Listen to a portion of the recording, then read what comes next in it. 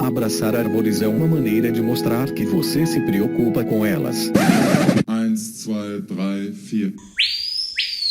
Olá, pessoal! Bem-vindos a mais um Que Bicho é Esse? Eu sou a Miriam Perilli e o episódio de hoje é sobre o gênero Electróforos. Ninguém mais, ninguém menos que o fascinante poraquê, nossos peixes elétricos amazônicos.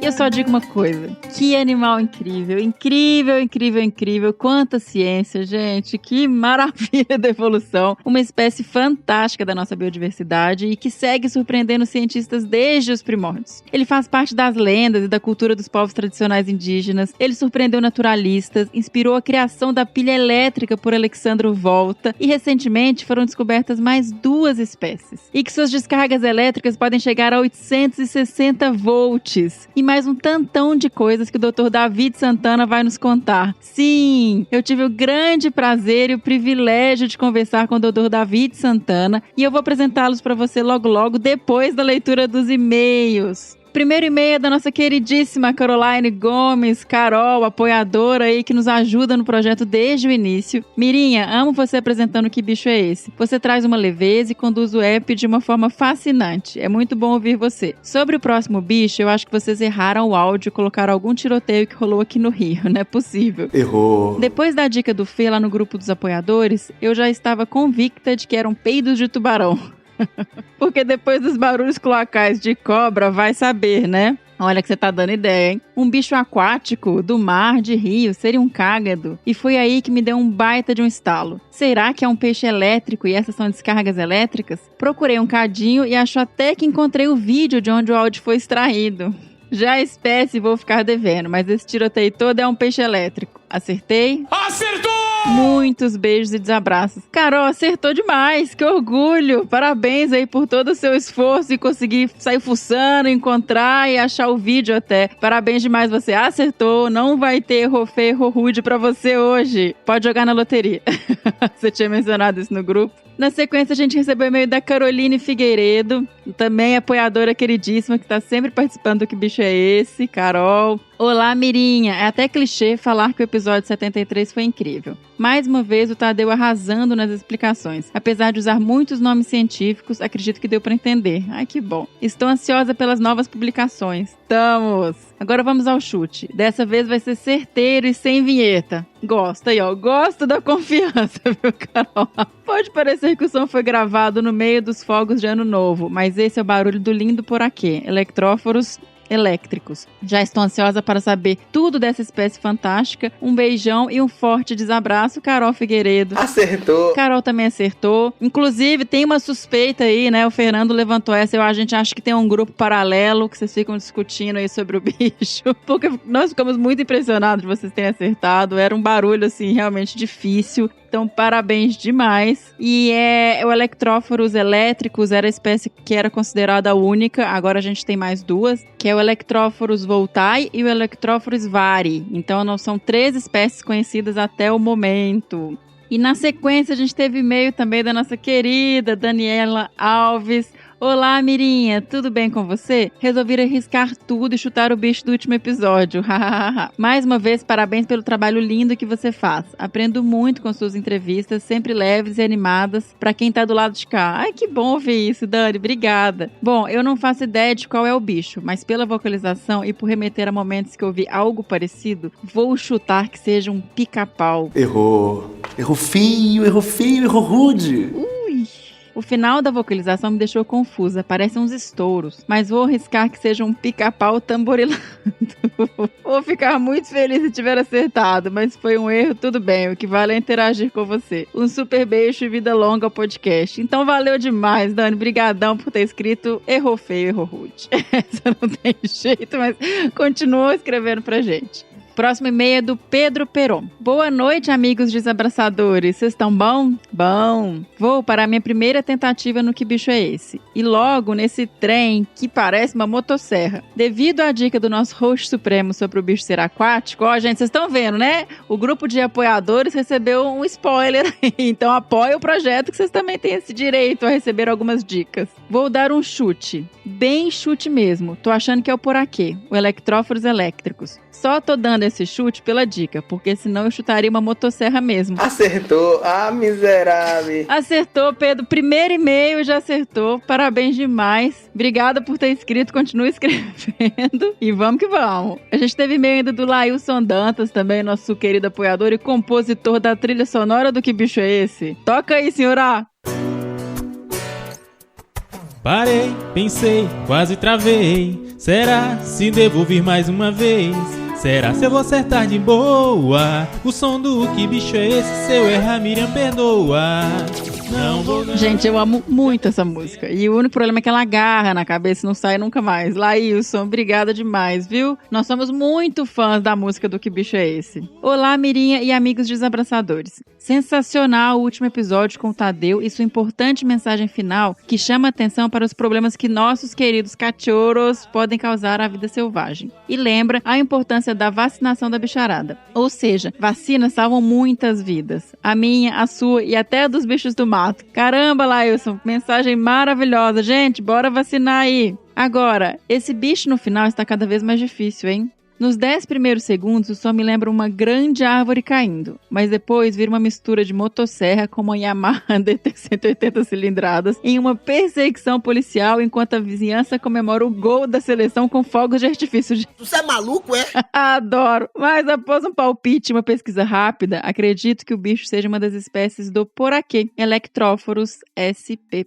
Que temos por aqui na Amazônia, e o som seja produzido pelas descargas elétricas do bicho ao se alimentar, que é muito interessante. De qualquer forma, estou ansioso para saber que bicho é esse, pois o som é muito curioso. Parabéns pelo trabalho e um grande desabraço a todos. Lailson Dantas Silva. Lailson, parabéns! E a gente recebeu ainda e-mail do Wagner Alves Gouveia Filho. Olá, tudo bem? Acredito que seja um tuiuiu, jabiru mictéria. Como é que é o negócio? Errou feio. Um amigo que estava ouvindo comigo, Thales Pereira, disse que já havia escutado algo parecido em um documentário, A Cegonha Bico de Sapato. Fui ver as aves da mesma ordem que ocorriam aqui. E ficou fácil. Gente, eu adoro que ele acha que ficou fácil, sabe? A confiança. Até porque o Fernando Lima esteve recentemente no Pantanal e pode ter feito essa gravação lá. É mesmo? Abraços, Wagner. Wagner, não ficou tão fácil assim, você errou, mas valeu demais a mensagem. E você não foi o único que achou que era um tuiuiu, tá bom? Eu acho que deu uma confusão aí. Porque o Thiago Almeida, que também está de volta, voltou a nos escrever, né, Thiago? Depois do meu puxão de orelha no último episódio. O Thiago também é apoiador. Oi, Mirinha, tudo bem com você? Doutora, me desculpa a ausência. É que eu estava numa correria que me deixou física e mentalmente cansado, vice? Mas isso é assunto para o grupo de padrinhos do WhatsApp, ou melhor, para um desabracerva. Mais um episódio maravilhoso com o Tadeu, né? O homem é uma metralhadora de informações. Ouvi-lo, parece que estamos acompanhando algum livro-texto de história natural dos gatos. Sabe muito. E a mensagem final maravilhosa. Agora, ao bicho do próximo episódio. O som me lembrou muito a vibração de bico que os tuiuius jabiru mictéria fazem. Espero que eu tenha acertado e que o episódio seja sobre o tuiuiu, esse bicho maravilhoso da nossa fauna. Além de lindo, é uma das maiores aves voadoras do mundo. Fica aí meu chute e obrigada pela chamada de volta ao movimento. Um cheiro. Errou. Errou feio, errou rude. Pô, Thiago. Gente, obrigada, Thiago, que bom que você voltou. Não é o tuiuiu, mas a gente vai ter, lógico, em algum momento um episódio sobre o tuiuiu. Inclusive, eu acho que o Que Bicho é Esse tinha que ser semanal, gente. Vamos correr atrás de mais padrinhos pra gente conseguir trazer o Que Bicho é Esse todas as semanas, porque tem bicho demais pra gente falar. E a cada 15 dias eu acho que tá pouco, tá bom?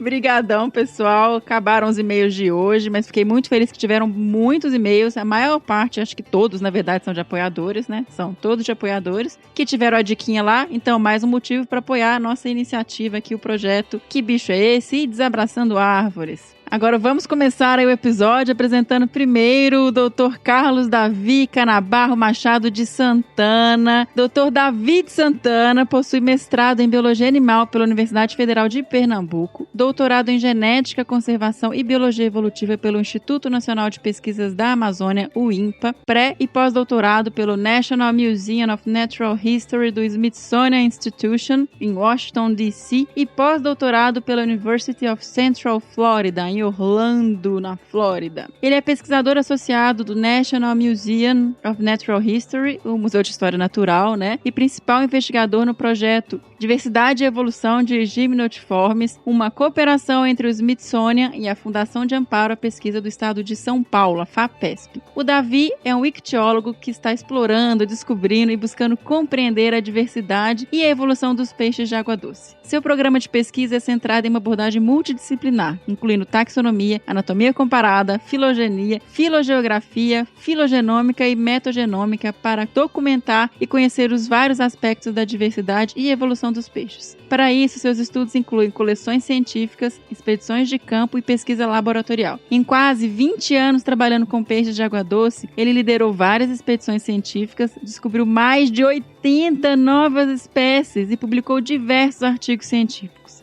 Ele está ainda engajado em divulgação científica e sua pesquisa vem sendo apresentada em vários meios de comunicação em todo o mundo. O Dr. Davi é maravilhoso, foi assim, fantástico conversar com ele, vocês vão escutar agora, né? E eu queria comentar também que ele tem uma página, que nós vamos deixar o link junto na publicação do episódio, e ele realmente tem feito muita divulgação científica, tá super bacana, tem vídeos, entrevistas, reportagens, então tem bastante conteúdo legal na página dele. Quem quiser saber um pouco mais sobre o Poraquê, sobre os trabalhos do Davi e conhecê-lo um pouco melhor, entra lá, link no post. Agora vamos pro que importa, né? Vamos conhecer quem é o Poraquê. Bora lá? Ah, pera. Antes de começar a entrevista, eu queria só mencionar que o áudio em alguns momentos ficou com uma qualidade um pouquinho menor, tivemos probleminhas aí, mas a entrevista tá linda, espero que vocês gostem e relevem esses problemas técnicos, tá bom?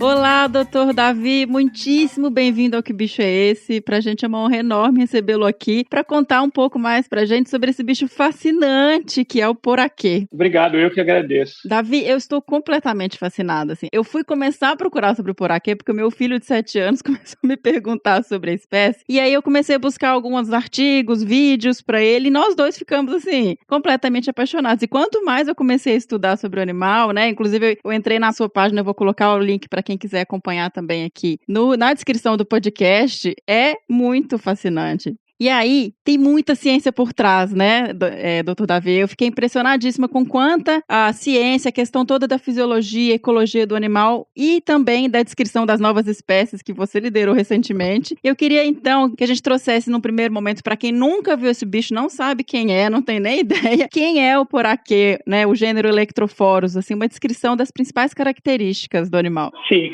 o Poraquê, ele é um peixe ósseo que pode produzir eletricidade, assim como outras cerca de 600 espécies de peixes, né? A grande diferença que caracteriza o Poraquê é que ele pode produzir, além de descargas fracas e fortes para comunicação e para navegação, ele produz descargas fortes de até 860 volts para defesa e para ataque. Ele é um peixe que pode atingir cerca de 2,5 metros de comprimento, ele não tem escamas, ele tem uma nadadeira muito longa, com mais de 300 raios, e ele é um peixe que tem uma coloração que varia de marrom clara até preta, né? Ele é enorme, né? Você falou aí o comprimento dele. Na natureza nós temos registros que ele pode atingir até 2,5 metros de comprimento, mas alguns locais, né, alguns ribeirinhos falam que eles têm conhecimento que o Poraquê pode atingir até 3 metros de comprimento. Eu, na verdade, nunca vi um de 3 metros, né?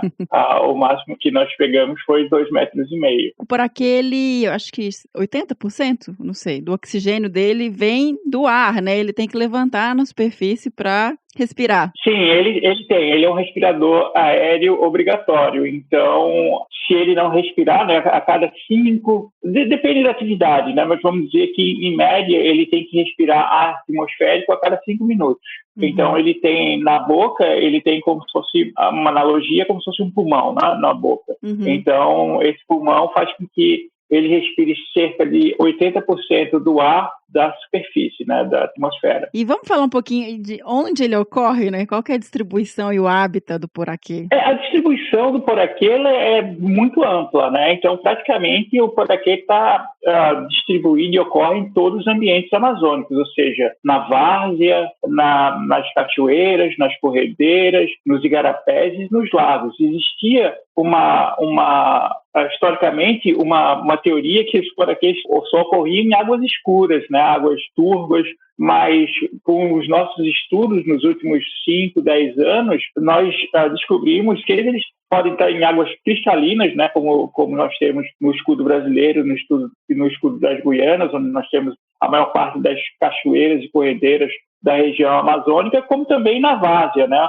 Onde a água do rio Amazonas, por si, é bastante escura. Sim, só na Amazônia, né? E só na Amazônia. Eles estão restritos à América do Sul e mais especificamente à Amazônia, ao bioma Amazônia, né?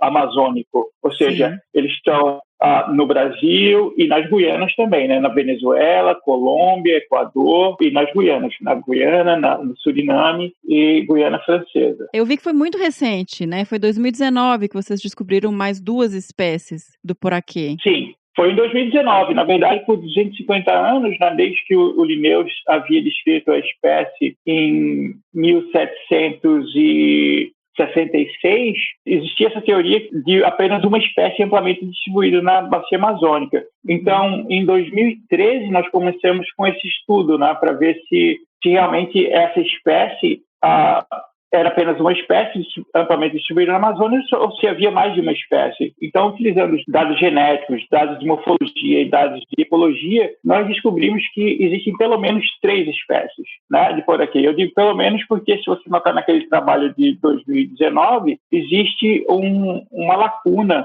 que nós não incluímos, que é da região do Rio Orinoco e do Rio Negro, né, do Rio Orinoco na Venezuela, Colômbia, e do Rio Negro na parte entre Brasil, Venezuela e Colômbia. Então, na verdade, não se surpreenda que se no final do ano ou no próximo ano mais espécies de poraquês venham a ser descritas. Olha só, que legal.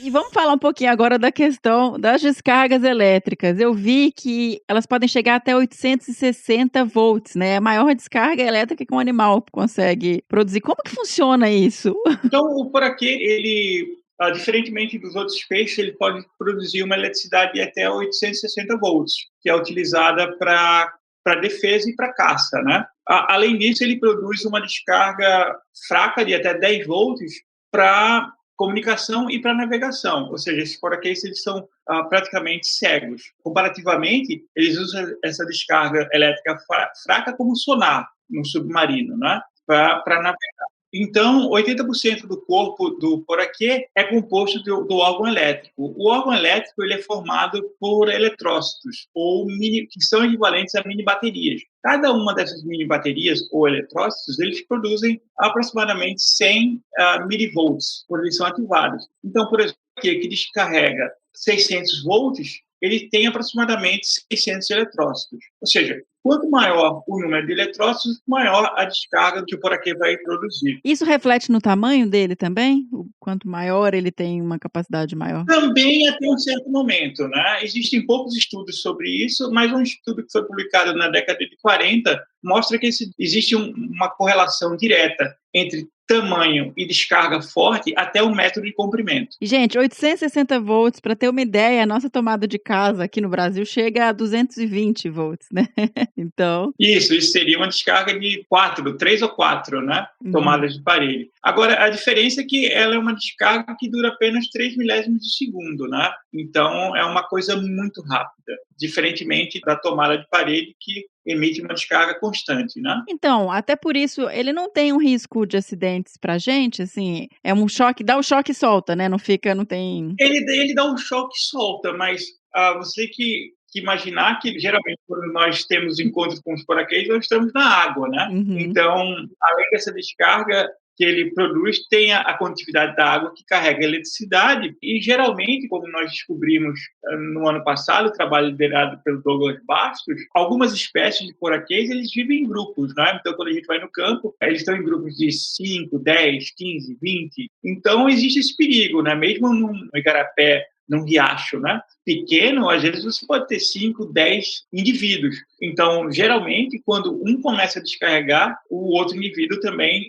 descarrega uma descarga forte. Então, esse é o perigo, né? De você estar na água, você receber várias descargas ao mesmo tempo e se afogar, e tem problemas, pessoas que têm problemas do coração e tem um ataque cardíaco. Então, é perigoso, né?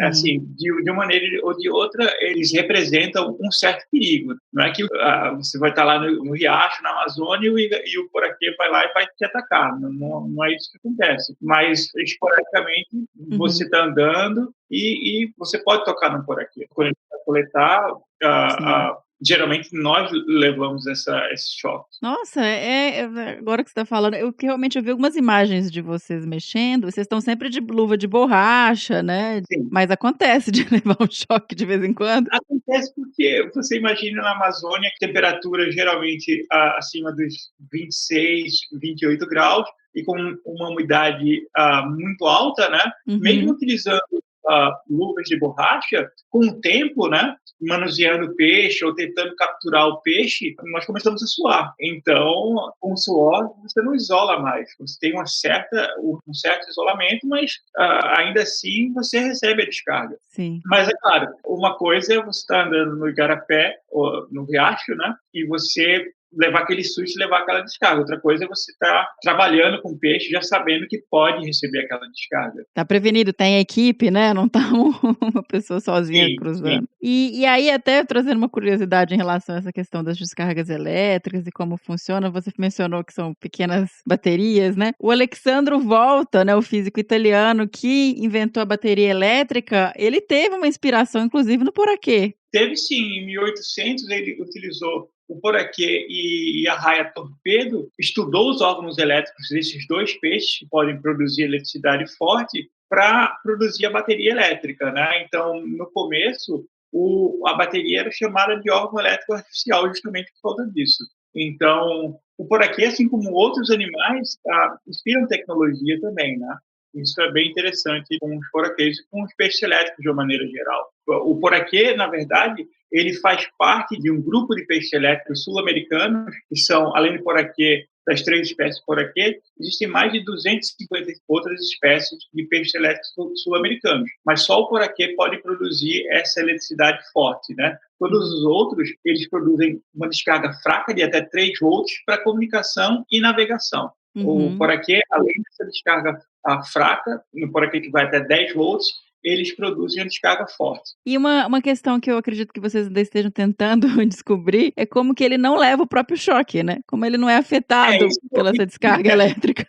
Isso ainda é um mistério, né? Pelo que nós podemos ver na natureza, né, e nesse estudo de comportamento que o Douglas conduziu, o Douglas Bastos, que fez o doutorado dele no Instituto Nacional de Pesquisas da Amazônia, com a história natural do poraquê, é que realmente eles aparentemente não recebem esse choque, né? Não são eletrocutados quando eles mesmos descarregam, né? Essa descarga forte. Mas nós ainda não sabemos o motivo, né? Não sabemos se, por exemplo, se existe alguma camada entre a superfície do corpo e os músculos que isola, né? Tanto Uhum. os músculos como os órgãos internos dessas descargas. Isso ainda está sendo investigado, né? E você mencionou, eles têm esse pulso forte, que é para caçar ou para se defender, né? E tem esses fracos. E aí eu estava lendo também que, entrando até na parte um pouco mais de ecologia e comportamento deles, que eles conseguem controlar parcialmente as presas através de impulsos elétricos para que elas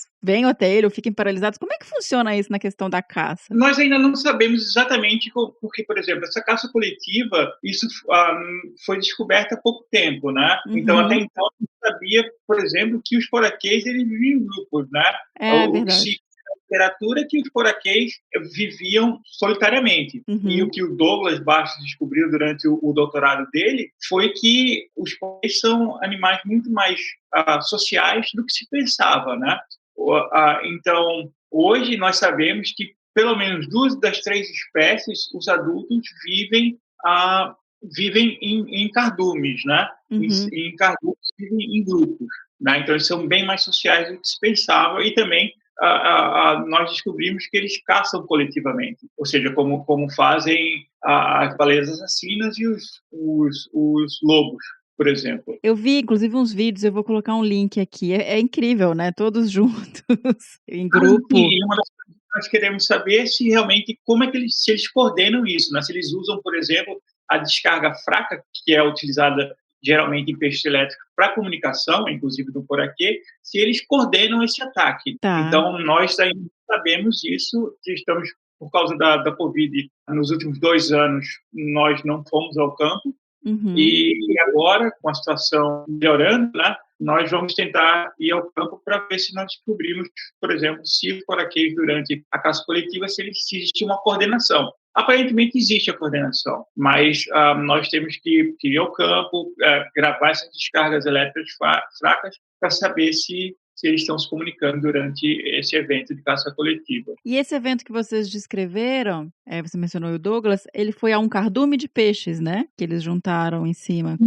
Isso. São piabas, né? Conhecidas na Amazônia como piabas. Peixes da ordem dos caraciformes, a mesma ordem que são as piranhas, né? Por exemplo. Tá. Então, o que acontece é que o Douglas ele registrou isso no Rio Iriri, que é um afluente do Rio Xingu, na margem sul do Rio Amazonas. Tá? É um rio de águas claras. Uhum. Então, ele registrou mais de 100 indivíduos de poraquês migrando de um lugar que ele determinou como um lugar de descanso no lago, e durante os poraquês, na verdade, eles passavam um dia descansando, e no começo da noite e no começo da manhã eles migravam para uma área de caça, uma área bem mais rasa, onde esses caraciformes, essas piabas, né, eles estão concentrados. Então, vários desses, mais de 100 indivíduos, se formavam pequenos grupos de 2 a 10 indivíduos de poraquê que atacavam esse grupo de caraciformes, esse grupo de piabas, né? Entendi. Que susto, eu achei que eram 100 juntos. Eu falei, mas como? Imagina. Não, eles migram juntos, né? Mas dentro desse grande grupo existem subgrupos. Né? Entendi. Gente. Então, por exemplo, naquela época, né, nós pensávamos que esse comportamento só ocorria, quer dizer, isso só foi registrado para aquela região. No artigo existia uma previsão de que esse comportamento poderia ocorrer em outras regiões. E agora nós já sabemos que realmente esse comportamento não só ocorre no Rio Xingu, mas, por exemplo, foi registrado em outubro do ano passado no Suriname. Então, outra espécie, na verdade, porque esse comportamento de caça coletiva, inicialmente, foi registrado para eletróforos voltai. Agora, no ano passado, nós vimos esse comportamento em eletróforos elétricos, a espécie que ocorre mais no escudo das Guianas, estão mais ali pelo Suriname e a Guiana, né? Entendi. E foram 12 indivíduos que estavam caçando essas piabas, esses caraciformes, numa cachoeira. Então, não necessariamente você tem essas grandes concentrações de poraquês. Às vezes, essas pequenas concentrações, 5, 10 indivíduos, podem realizar essa caça coletiva, como o Douglas viu no Rio Iriri, né? No Xingu. Tá. Ou seja, Tem esses grandes grupos, mas existem subgrupos que realizam essa caça coletiva. Entendi. Não, perfeito. E aí, quando você menciona, por exemplo, eles caçam, então, a dieta é peixes menores, basicamente. De uma maneira geral, os poraquês, né, eles são tecívoros, ou seja, Uhum. eles pegam em outros peixes. Tá. Esses peixes, esses poraquês que vivem nos escudos, os escudos, quando eu falo escudo brasileiro, escudo das Guianas, quando a gente pega o mapa da Amazônia, o mapa da América do Sul, essas regiões são as regiões acima de 300 metros, estão localizadas 300 metros acima do nível do mar. Uhum. Boa parte da Amazônia, na várzea, elas estão localizadas ao nível do mar. E essas regiões mais altas são regiões de escudos cristalinos, ou seja, a água do Amazonas, por exemplo, ela, ao invés de correr em um banco de areias, ela corre em um banco de pedras. Então, a água dessas regiões são bem mais claras, por exemplo, do que a água do canal principal do Rio Amazonas, que é uma água turva, uma água conhecida como água branca. Essa água dos escudos, elas são águas mais cristalinas. Você mencionou que a questão das descargas mais fracas, elas funcionam como comunicação. Isso tem alguma relação, por exemplo, para eles com a época de reprodução? Como é que funciona essa parte de reprodução e relação social entre os bichos? Nós sabemos justamente por causa do trabalho do Douglas. Ou seja, o objetivo dele da tese de doutorado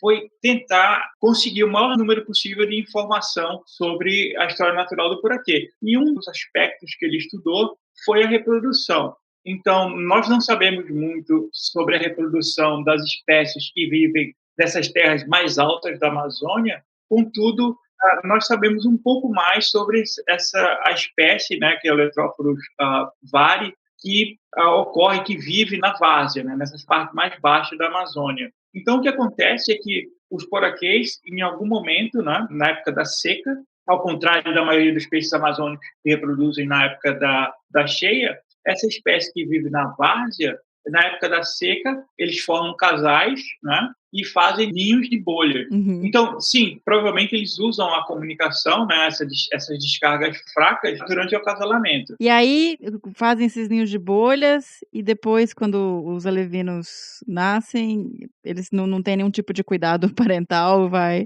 Sim, tem sim. Na verdade, nessa espécie da várzea, o período de reprodução pode durar de 4 a 6 meses, né? Ou seja, desde a corte até juvenis estarem nadando sós, ou seja, sem a presença dos pais, né? Uhum. Geralmente é um casal, né? Que faz o ninho de bolhas e cuida dos filhotes, pode durar até 6 meses. Nossa! Quando os poraquês já estão com cerca de 14 centímetros de comprimento. Nossa, então, é um cuidado parental muito longo, né? Uhum. Para peixe, então, é impressionante. Isso, Essa fase que eles estão provavelmente mais vulneráveis ali, cuidando do ninho, é um animal que é consumido, que ele é pescado pelos ribeirinhos, pelas comunidades tradicionais ali da região amazônica, ou não muito? Por causa até da defesa dele, Porque o que acontece é que existe um relacionamento muito íntimo, né, entre a comunidade ribeirinha da Amazônia e os poraquês. Porque, por exemplo, quando nós vamos para o campo, mesmo para lugares mais isolados, por exemplo, agora nós vamos, daqui a um mês, para o Alto Rio Negro, na fronteira do Brasil, com a Venezuela, para coletar poraquês, né? Para gravar descargas elétricas e para aprender um pouco do comportamento de uma linhagem. Então, com isso, nós contactamos as pessoas que vivem naquela região com antecedência. Então, eles sabem exatamente onde os poraquês ocorrem, porque de duas uma, ou eles sabem onde os poraquês ocorrem e evitam aqueles lugares onde eles estão, ou, em alguns lugares, eles tiram os poraquês da água, ou seja, eles matam os poraquês para poderem usar a água, por exemplo, para lavar roupa ou para tomar banho, né, numa lagoa. Então, de uma maneira geral, as pessoas não comem o poraquê, mas justamente por isso, porque 80% do corpo ele é composto por órgãos elétricos. Então, esses órgãos elétricos, quando você começa a fritar ou cozinhar, eles se transformam numa geleia. Então, não é muito agradável, não. Eu ia perguntar isso, como é que é a carne desse bicho, né? É como se fosse uma geleia, né? Então, o que acontece é que tem algumas pessoas mais velhas em certas tribos de índios da Amazônia, eles comem, mas, de maneira geral, não se come o poraquê, não. Então, mas voltando à sua pergunta, é claro, quando eles são menores, né, eles são mais vulneráveis à predação, né, de peixes maiores.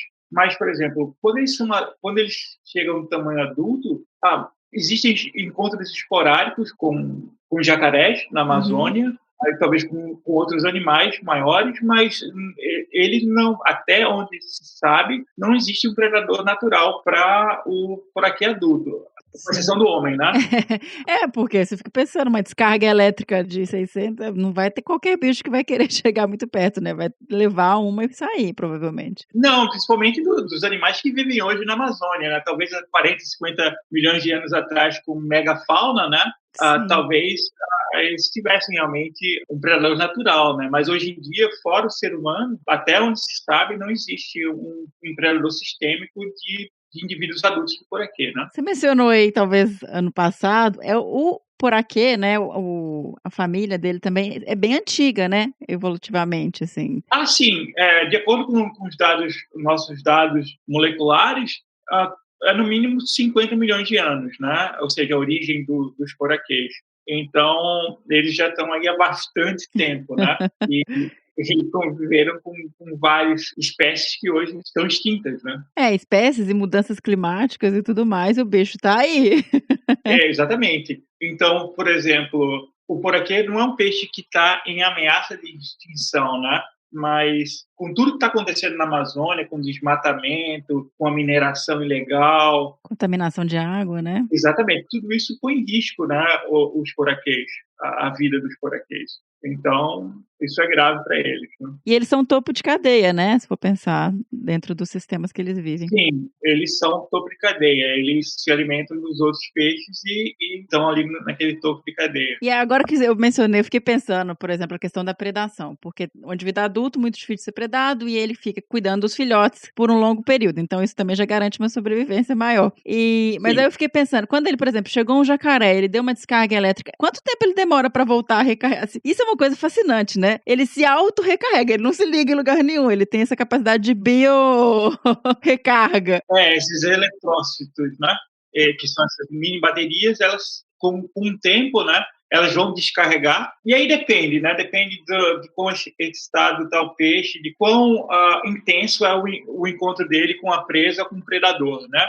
Mas, até onde eu sei, não existem estudos sobre isso, mas eu acho que depois de uns 5 minutos, o peixe já está exaurido da descarga forte dele. Ele demora um tempo para carregar, né? Por exemplo, é interessante porque o explorador e naturalista Alexander Humboldt, né, em meados de 1800, quando da viagem dele para a América do Sul, ele esteve no que hoje é a Venezuela. E ele foi um dos primeiros naturalistas a estudar o poraquê no ambiente natural, né? E lá na Venezuela, os locais, eles utilizavam uns cavalos para coletar os poraquês. E em que sentido? Naquela região, na época da seca, que acontece em março, os poraquês, eles ficam concentrados numas poças de lama ou numas piscinas de água, né?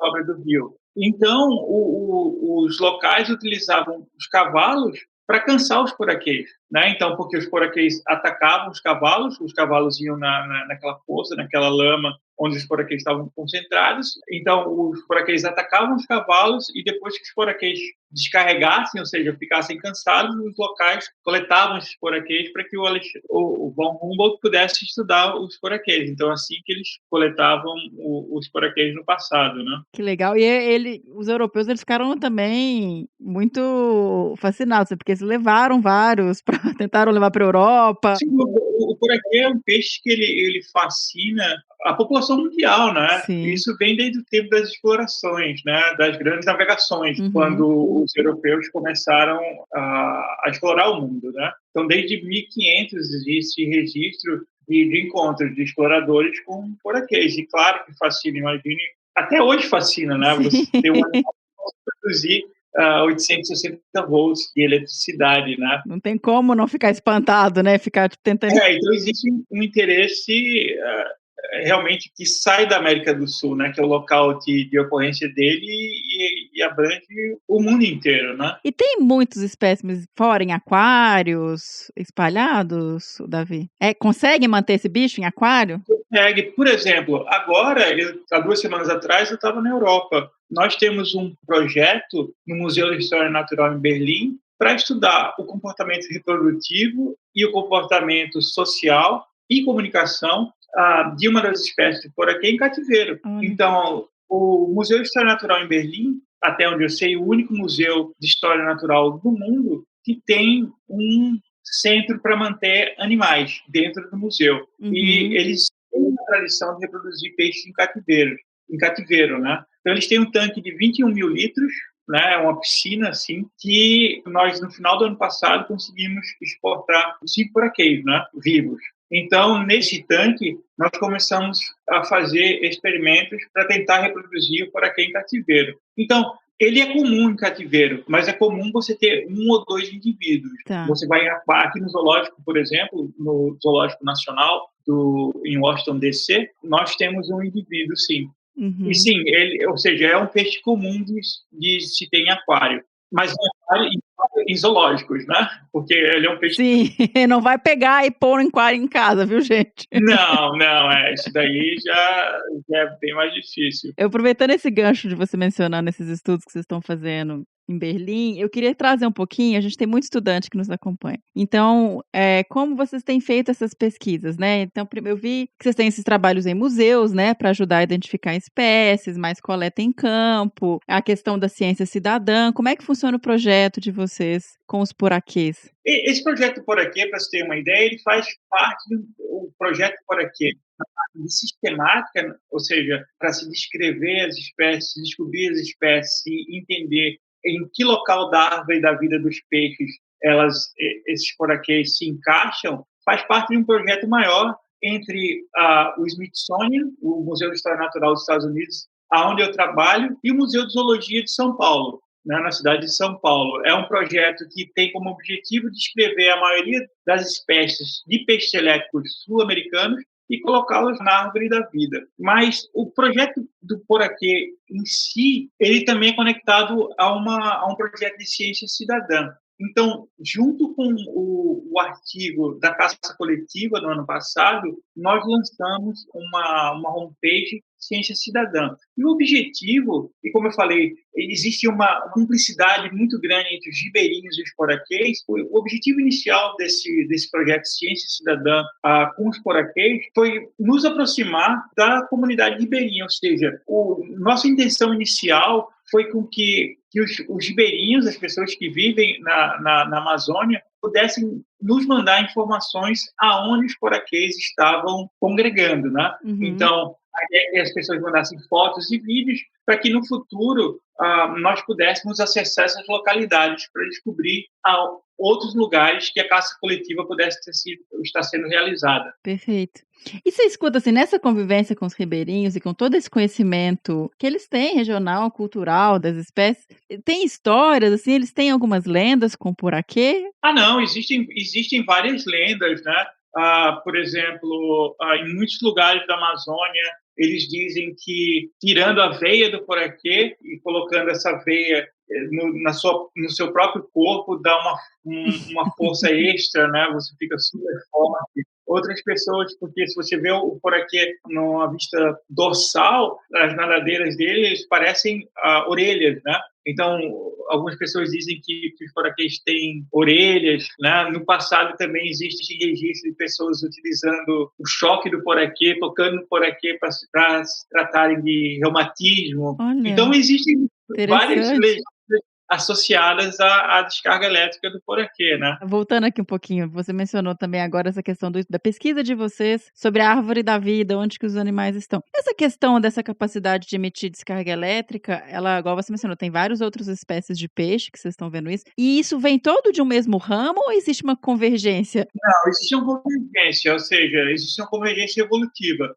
Então, são peixes que não necessariamente, ou eles não são relacionados, né, nessa árvore da vida, eles estão bem distantes na árvore da vida, mas que, por um motivo ou por outro, eles chegaram ao mesmo resultado, né? Eles podem produzir eletricidade. Então, por exemplo, os maiores grupos de peixes que produzem eletricidade, eles estão na América do Sul e na África, né? São os gimnotiformes na América do Sul e os morminiformes na África. Mas eles não são relacionados, eles não estão relacionados nessa árvore da vida. E tem uma explicação, Davi? É uma modificação de célula muscular, evolutivamente, assim, É uma modificação de células, né? São células que geralmente são células do músculo, né? Que são modificadas. Elas são modificadas para formar os eletrócitos. É como o exemplo, né? A gente vê na televisão ou quando vai no hospital um eletrocardiograma. Ele mostra como os músculos do nosso corpo, nesse caso o coração, gera corrente elétrica.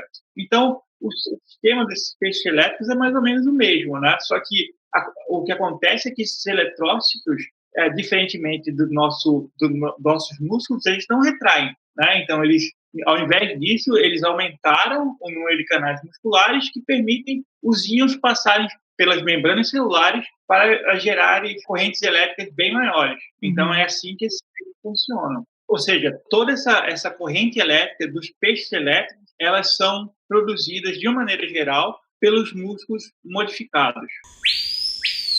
Ao longo da nossa conversa toda, eu fiquei muito impressionada com o quanto o Poraquê nos trouxe de informação, né? Desde a bateria até o que a gente tem descoberto. Vocês têm descoberto aí sobre a questão de comportamento, a questão toda de evolutiva e da presença da árvore da vida dessas espécies, e o quanto ainda se tem para descobrir sobre o Poraquê, né? Que é um animal que ainda, olha só, 2019 descobriram outras espécies, 2021 descobriram comportamento novo. Vocês estão o tempo inteiro descobrindo coisa nova, e isso traz também para a gente a importância da pesquisa e da ciência e de correr atrás de entender mais sobre nossa biodiversidade. Sem dúvida, eu acho que o Poraquê é um exemplo clássico, né, das oportunidades infinitas ou quase ilimitadas para novas descobertas na Amazônia, né, que é o ambiente onde eles ocorrem, né. Em analogia, a Floresta Amazônica é a maior biblioteca de livros raros e não lidos do planeta, né? E o Poraquê é um exemplo disso. Sim, eu fiquei muito impressionada e eu estou muito curiosa agora para saber os próximos passos, né? Você falou que vocês estão voltando aí mês que vem para a Amazônia para fazerem novas pesquisas, então agora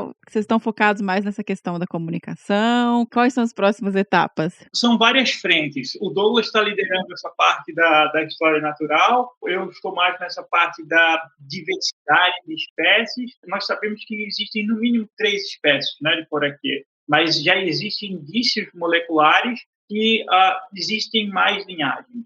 Ou seja, nós estamos investigando agora se essas linhagens realmente serão espécies ou serão descritas como novas espécies para a ciência, né? Isso baseado, nós temos que analisar não só a parte molecular, mas a parte anatômica e a descarga do órgão elétrico. Nós também queremos saber sobre o comportamento social. Existem várias perguntas, por exemplo, será que os poraquês usam a descarga fraca para se comunicar durante o evento de caça coletiva? E esses indivíduos, como é que eles são relacionados? Eles são do mesmo clã? Eles são da mesma família? E qual a descarga máxima que esses indivíduos produzem durante essa caça coletiva, né? Será que eles só, por exemplo, quando eles descarregam ao mesmo tempo, né? Será que eles só aumentam o campo de ação deles e produzem os mesmos 860 volts, ou será que eles aumentam um pouco essa descarga, né? Então, são várias perguntas, são várias frentes que nós estamos investindo. Também, como eu falei, nós estamos estudando tudo isso em cativeiro, na Alemanha, né? E o objetivo de fazer isso em cativeiro é para que nós possamos, por exemplo, produzir novos equipamentos para se utilizar no campo, porque não é simples a gravação da descarga elétrica de vários indivíduos ao mesmo tempo. Então, em cativeiro, nós temos a oportunidade, né, de testar para que nós possamos produzir um aparelho, um equipamento que possa ser utilizado no campo. E vice-versa. Porque isso realmente é um desafio, né? Como você medir essas informações em campo, né? Como você coletar esses dados? Sim, e não é uma coisa simples, né? Porque trabalhar na Amazônia já não é uma coisa simples, né? Logisticamente, já é. Grandes concentrações de poraquês, eles estão nos lugares mais preservados. Então, já começa a dificuldade de chegar dos locais, né? E ainda para levar toda essa parafernália eletrônica e gravar não é uma coisa simples. Então, você tendo essa oportunidade de fazer isso em cativeiro primeiro, isso é bem interessante, para depois ir para que depois isso possa ser replicado na natureza e realmente para que nós possamos entender o que está acontecendo, né? Mas é aquela coisa, né? Isso também me remete ao que está acontecendo com a Amazônia e das florestas tropicais de uma maneira geral, né? Então, tanto a corrida para se registrar as espécies de peixes elétricos que vivem na Amazônia, como o poraquê, como também para se entender o comportamento, né? O comportamento dos poraquês, a gente está correndo contra o tempo, né? Porque todo o desmatamento, tudo que está acontecendo na Amazônia hoje afeta, né? E afeta a nossa habilidade de ir para o campo e a habilidade de encontrar essas populações de poraquês, né? Então é uma corrida contra o tempo, né? Para a gente aprender o máximo possível enquanto a Amazônia ainda está lá, enquanto os peixes ainda estão vivos. Porque se for pensar, hoje em dia a gente está cada dia mais discutindo o tipping point, né? Qual é o ponto de não retorno ali da Amazônia. E se a gente chega nisso, a Amazônia vai virar um cerrado, né? Assim, isso muda todo o balanço do ecossistema. E aí é realmente corrida contra o tempo para entender enquanto os livros estão lá e a biblioteca não pegou fogo, né? Exatamente, e o por aqui é só apenas um exemplo, né? Da grande diversidade e do que ainda nós temos para aprender, né, com a Amazônia. Perfeito, e gente, além do potencial todo da biodiversidade dos ecossistemas, da questão do equilíbrio ecológico, as espécies também têm um potencial para uso para outras áreas, tem pesquisas na área de medicina, tem pesquisa em vários setores, então o banco nosso de biodiversidade, ele é fundamental para todos os setores, né? Tanto para ecologia, para os ecossistemas, quanto para a medicina e outros aspectos, economia. E aí, linkado também com o que você mencionou, essa questão do que está acontecendo na Amazônia, eu queria trazer um pouquinho do que está acontecendo na ciência de forma geral, principalmente no Brasil, que está sendo tão pouco valorizada. E eu vi que você participou, inclusive, de um grupo de apoio a alguns alunos do Museu Nacional após o incêndio, né, no Museu Nacional do Rio de Janeiro. E como sistemata, né, você trabalha mais com sistemática, eu queria que você falasse um pouquinho para a gente sobre a importância dos museus e das coleções científicas para pesquisa e para ciência. Sim, os museus, eles são os lugares onde nós podemos preservar os materiais por centenas de anos, né? Ou seja, são as bibliotecas do conhecimento da biodiversidade. Só que ao invés de, fazendo uma analogia, ao invés de nós coletarmos ou nós colecionarmos livros, nós temos os animais. Então, esses animais eles são preservados, geralmente, os peixes em álcool e tem todas as informações das localidades, então, onde eles foram coletados. Então, todo esse material que, vamos dizer, foi coletado hoje na Amazônia e estão nos museus de história natural do mundo, eles podem ser utilizados daqui a 100 anos por estudantes e profissionais para entender como era o bioma amazônico em 2020, né?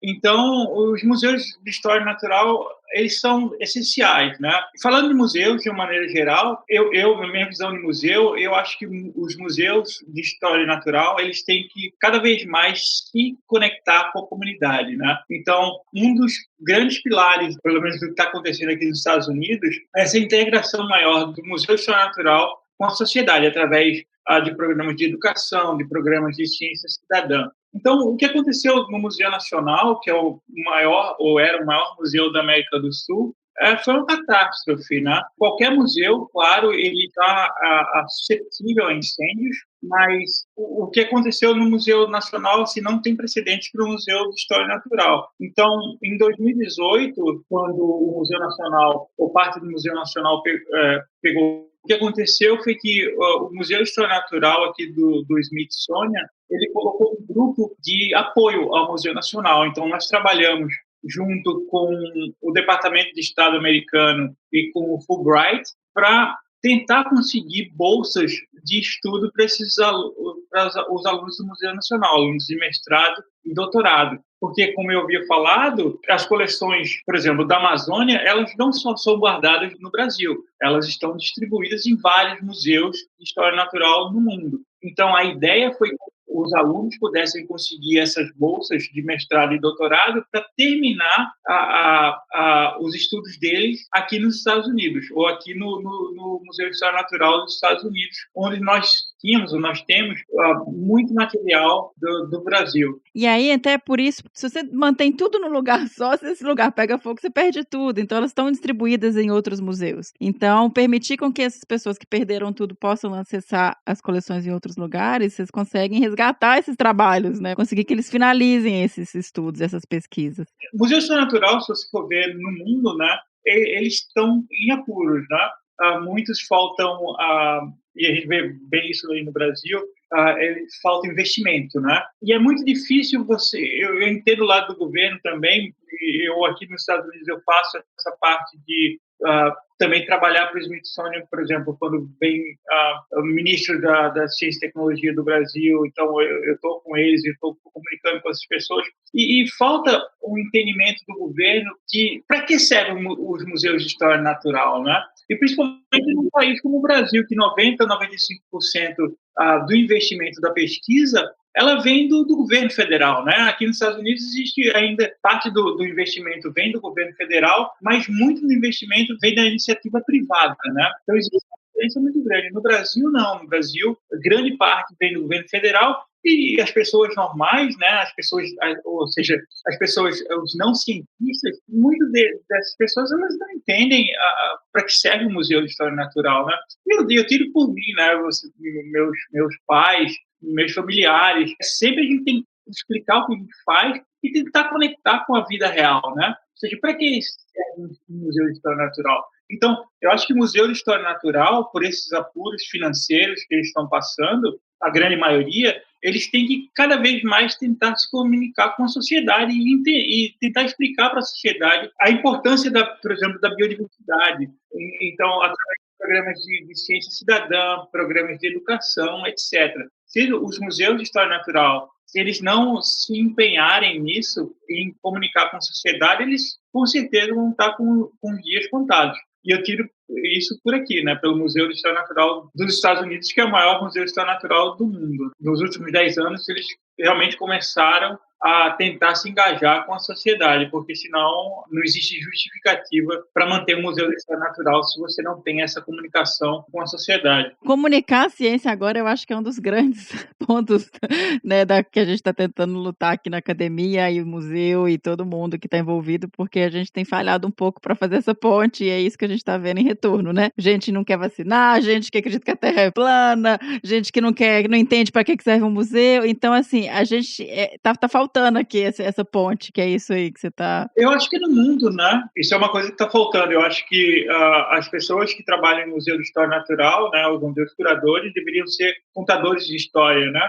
Ou seja, além de fazer essa pesquisa, realmente conectar com o público. Porque isso é bom não só para dar uma satisfação e para instruir a sociedade de alguma maneira, mas também para trazer próprios recursos para a pesquisa, né? Porque você traz recursos da iniciativa privada, ou mesmo da iniciativa pública, se você consegue conectar com mais pessoas, né? Assim, é interessante também, por exemplo, quando essas espécies de poraquês foram publicadas, causou uma comoção no mundo, né? Quando o artigo foi publicado, nós estávamos fazendo 8, 10 entrevistas por dia, né, para meios de comunicação de todo mundo. Nós só não fizemos entrevista com a África. O resto, isso é uma maneira do Museu de História Natural chamar a atenção, né? E trazer um novo para o museu. Então, o Museu de História Natural aqui usa a minha pesquisa com poraquê, por exemplo, e na Amazônia, né, com biodiversidade, para atrair um público novo para a história natural, né? E isso se faz de várias maneiras. Entrevistas, mas também através da mídia social. Então, hoje, quando a gente vai no campo, né, porque fora esse trabalho com poraquê, com os peixes elétricos, eu também faço trabalho de biodiversidade, ou seja, nós estamos explorando e tentando inventariar esses lugares pouco explorados na Amazônia, né, esses rios explorados. Então, nós queremos saber o que é que existe lá, né, quais espécies de peixes que ocorrem naquele local. Então, para isso, nós vamos para esses lugares isolados, aí nós coletamos espécimes, tecido para DNA ambiental, que é da água, né? Ou seja, hoje existe uma técnica que, por exemplo, você vai no rio, você coleta amostras de água, e com essa amostra de água você pode saber quais espécies de peixes que vivem naquele local, né? E, além disso, o que nós fazemos é nós levamos drones aéreos e subaquáticos, né, e câmeras de ação. Que legal! O que é um drone subaquático? Não só submarino, com o controle remoto, né? Você consegue chegar no rio, descer com ele, entrar sem você estando longe, remotamente? Esses drones subaquáticos, eles têm um cabo, né? Ah, tá. Então eles estão lá com controle remoto, mas eles têm sempre o cabo. Tem uma mas distância. O fato é que eles conseguem produzir imagem, né? E essas imagens, né? Tanto essas imagens aéreas, ou seja, qualquer imagem, todas essas imagens que nós produzimos hoje em dia, quando nós vamos no campo, nós utilizamos para comunicação com o público, né? Ou seja, não só para apresentações científicas, mas para produzir mini documentários. Muitas vezes, quando existem entrevistas com televisão, eles usam nossas imagens, né? Porque são imagens de alta qualidade, então eles já associam essas imagens. Então, isso é muito importante para conectar com o público, né? Sim, eu queria até, que bom que você falou isso, porque eu queria te parabenizar por isso, porque eu fiquei muito impressionada quando eu comecei a pesquisar com a quantidade de material que vocês estão disponibilizando. Vocês têm um monte de entrevistas, todos os artigos científicos que as pessoas não acadêmicas não costumam acessar esse tipo de material, vocês têm as revisões e os lançamentos desses artigos e as informações em revistas de maior amplitude. Então, assim, isso é muito legal. Isso é muito, muito legal mesmo. E tá tudo lá, eu achei na sua página, tem todos os milhões de entrevistas e artigos e reportagens, e isso realmente facilita muito o acesso. Não, eu acho que isso é muito importante, né? Acho que nosso papel vai quebrar a bolha, né?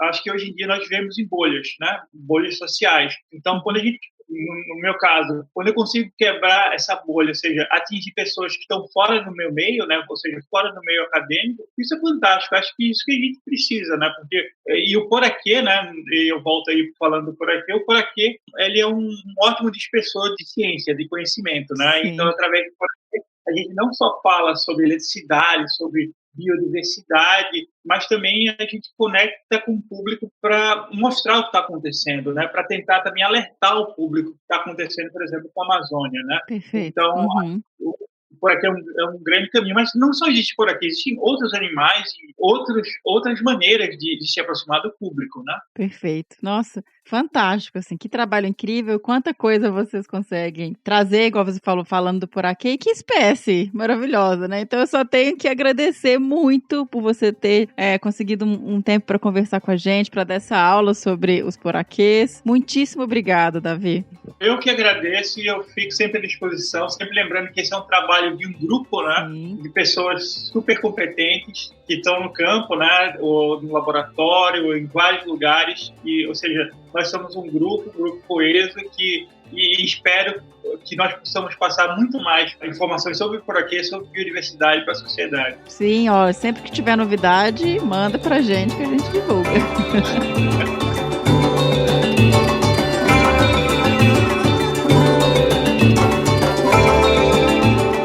Esse foi o Que Bicho é Esse sobre o Poraquê. Eu estou completamente apaixonada. Quero ir lá junto com o Dr. Davi na expedição para ver esses bichos de perto. Espero que vocês tenham gostado também. E agora, vamos tocar o bicho do próximo episódio? Toca aí, senhora!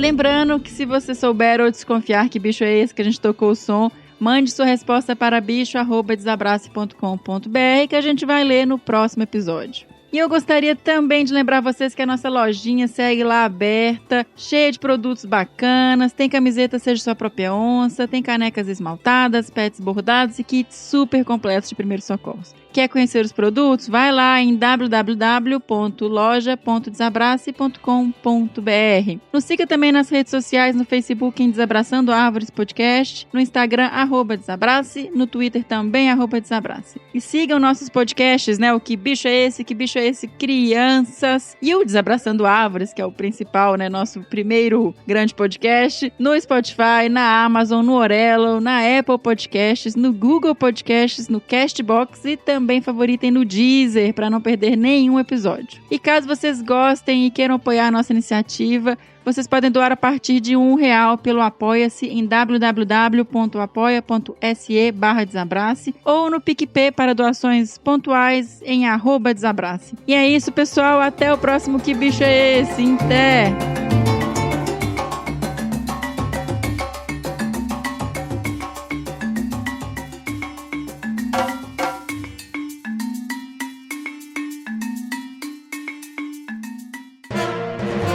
Mais um produto com a edição do Senhor A.